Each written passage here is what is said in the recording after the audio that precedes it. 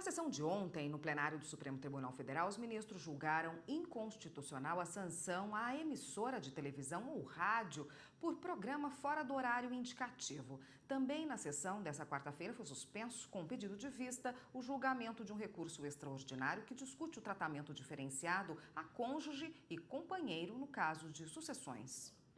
Os ministros começaram a analisar o recurso de uma mulher que viveu em união estável por 9 anos. Após a morte do companheiro, ela teve direito a 1/3 dos bens que ajudou a adquirir durante a união. Se fosse casada, ela teria herdado todos os bens, já que o falecido não deixou filhos, netos, nem pais ou avós. E é exatamente esse o ponto que está sendo debatido pelos ministros. Para o relator do caso, o ministro Luiz Roberto Barroso, não se pode tratar de forma desigual companheiros em união estável e cônjuges no casamento. O Código Civil de 2002 instituiu uma hierarquização entre as modalidades de família, para dizer que a família oriunda do casamento tem um peso diferente da família oriunda da união estável.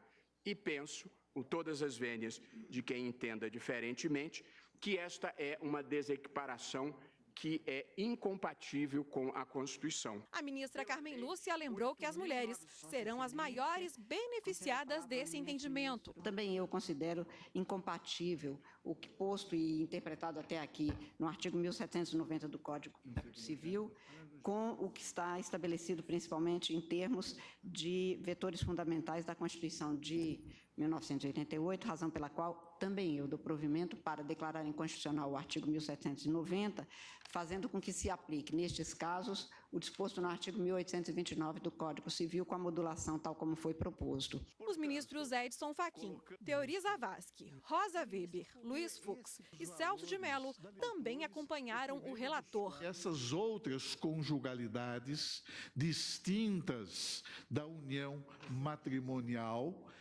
e por repousarem a sua existência nos vínculos de solidariedade, de amor e de projetos de vida em comum, hão de merecer o integral amparo do Estado, a particular proteção desta Suprema Corte, que lhes devem, Estado e esta Suprema Corte, dispensar, notadamente em termos de direitos hereditários, o mesmo tratamento atribuído às uniões matrimoniais. O julgamento foi suspenso por um pedido de vista do ministro Dias Toffoli.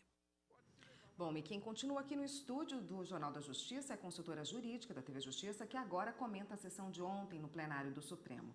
Gisele, o plenário ontem julgou uma ação sobre a classificação indicativa, para a rádio e TV. O que a lei previa? Bom, o Estatuto da Criança e do Adolescente trazia no artigo 254 a proibição, de que as emissoras se exibissem, as emissoras tanto de TV quanto de rádio, se elas exibissem a programação no horário diverso do autorizado, elas estariam sujeitas, então, a uma infração administrativa que previa como punição a multa e até a suspensão da programação pelo prazo de até 2 dias. Então, foi ajuizada essa ação direta de inconstitucionalidade, porque entendeu-se que essa proibição, essa imposição às emissoras de rádio e TV, na verdade, acabava confrontando com a liberdade de expressão, com a liberdade de imprensa, e foi por essa razão que os ministros ontem analisaram essa legislação e entenderam realmente, por maioria, que essa obrigatoriedade prevista na legislação, no Estatuto da Criança e do Adolescente, é inconstitucional.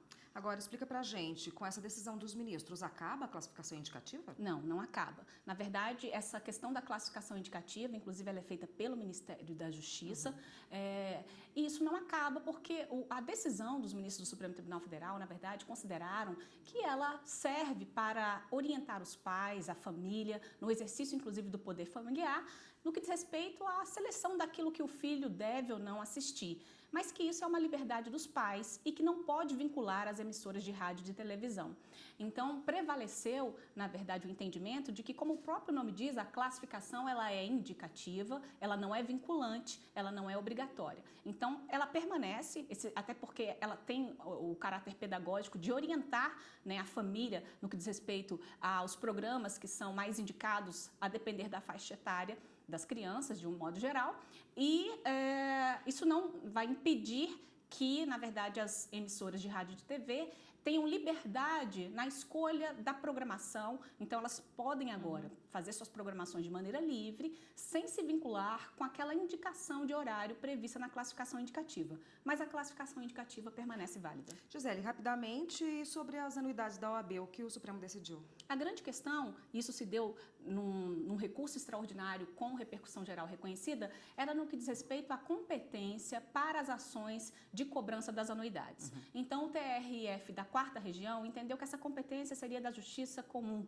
e não da Justiça Federal, que seria, então, a Justiça Estadual, que teria a competência para processar e julgar essas ações. O Supremo Tribunal Federal acabou reformando essa decisão e estabeleceu, com repercussão geral reconhecida, que essa competência é da Justiça Federal. Tá ótimo, Gisele. Obrigada pela participação por hoje. A gente se vê de novo semana que vem. Eu que agradeço. Até lá. Até lá.